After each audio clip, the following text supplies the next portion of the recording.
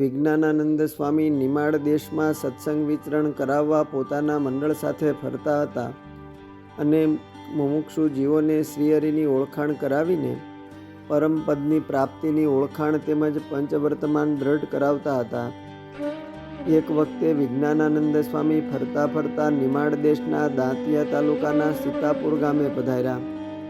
સંતોના યોગે ઘણા મુમુક્ષુઓ સત્સંગી થયા હતા. ગામધણી દરબાર શ્રી રામસિંહજી એ વખતે ઘણા બીમાર હતા અને ખાટલાવશ હતા. ઘણા હકીમ વૈદો પાસે દવા દારૂ કરાવવા છતાં પોતાની માંદગીમાં ફેર પડતો નહોતો. પોતાના ગામના રામજી મંદિરે સ્વામિનારાયણના સંતો પધાર્યા જાણીને પોતાના કારભારીને એણે સંતોને પોતાના દરબારગઢમાં તેડી લાવવા સારું મોકલા. સ્વામી પોતાના મંડળ સાથે ગામના હરિભક્તો લઈને દરબારગઢમાં દરબાર રામસિંહને દર્શન આપવા પધાર્યા. રામસિંહજી ઘણા સમયથી બીમાર હતા. પોતે ખાટલામાં બેઠા થઈ શકતા ન હતા. રામસિંહજીએ સૂતા સૂતા ખાટલામાંથી સ્વામીને પ્રણામ કરતા કહ્યું કે મારા શરીરમાં રોગને લીધે અસહ્ય પીડા છે. અતિશય અશક્તિ વર્તે છે.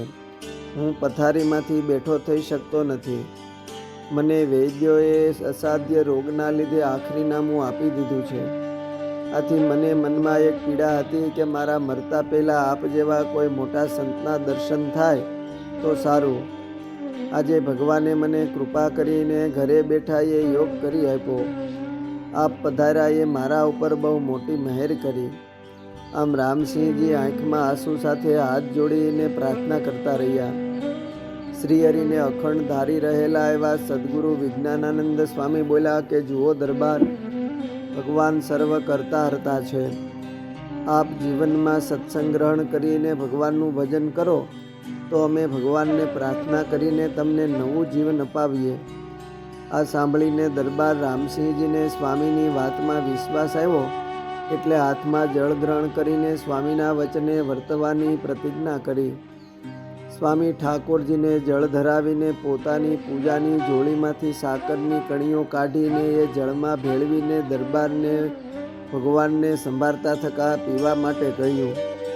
રામસિંહજી તો સ્વામીના વચને સ્વામિનારાયણ સ્વામિનારાયણ એમ મહામંત્ર નામ રટન કરતા થકા એ પ્રસાદીનું જળ પી ગયા. સ્વામીના આશીર્વાદથી દરબારને શરીરે પીડા મટી ગઈને રોગમુક્ત થવા લાગ્યા. સ્વામી 2-3 દિવસે ફરીને ગયા ત્યારે તો દરબાર જાતે જ પોતાના ખાટલેથી ઉઠીને સ્વામીને દંડવત કરવા લાગ્યા. સ્વામીને હાથ જોડીને કહેવા લાગ્યા કે આજથી મારી તમામ ધન સંપત્તિ, રાજ દરબાર, જમીન, વસ્તુ પદાર્થ એ તમામ તમારા ચરણે અર્પણ કરું છું. મારું નવું જીવન તમારા વચને ભગવાન ભજવા કે સેવામાં વપરાય એવું વચન આપું છું. ત્યારે વિજ્ઞાનાનંદ સ્વામી કહે કે જુઓ દરબાર, અમે તો પ્રગટ શ્રી સ્વામિનારાયણ ભગવાનના ત્યાગી સાધુ છીએ. અમે કોઈ વસ્તુ પદાર્થ ગ્રહણ કરતા નથી. જાજા જીવ ભગવાનને ભજે એ માટે અમને ભગવાન શ્રીહરિએ સત્સંગ વિચરણ કરવા સારું આજ્ઞા કરી છે. હવે નવજીવનમાં ભગવાનને ભજજો. જે કાંઈ સત્સંગના અર્થે વપરાય એ વાપરીને તમારા અંતકાળનું ભાથું બાંધજો. આ માનવ દેહ તો અતિ દુર્લભ છે, એ કદી ભૂલશો નહીં. આમ સ્વામી એમને ઉપદેશ કરીને પરત ઉતારે પધાર્યા. દરબાર રામસિંહજીના આગ્રહે વિજ્ઞાનાનંદ સ્વામી કેટલાક દિવસ સુધી ત્યાં રોકાયા અને એમને સત્સંગ કથા વાર્તા કરીને શ્રીહરિના સ્વરૂપમાં દ્રઢ નિષ્ઠા કરાવી. રામસિંહજીએ પણ સંતોને અવારનવાર તેડાવી મંદિર બંધાવી તેમજ સૌ સંતો તથા સત્સંગીઓને રાજી કરીને પોતે અક્ષરધામના અધિકારી બન્યા હતા.